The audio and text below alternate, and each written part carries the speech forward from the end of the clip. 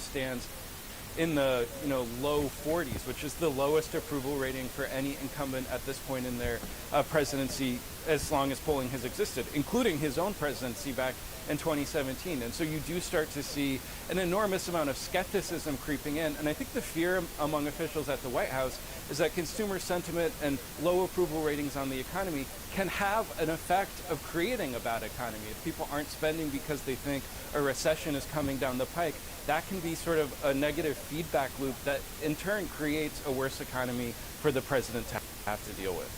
Yeah, and that is such a very important point. It'll be interesting to see how the public do react, especially if we look ahead to midterms. But let me just go to Matt Egan. And Matt, the point that Kevin was making there, it really doesn't matter how much you blame a predecessor, how much lipstick you put on the pig.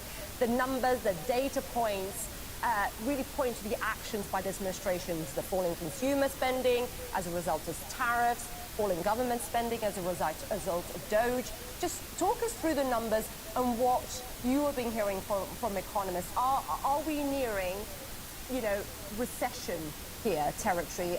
Speak to those fears. Yeah, Issa, well, let me just start with, if I get any of these numbers wrong, I'm going to blame my predecessor on this show, Kevin Liptak. Just kidding.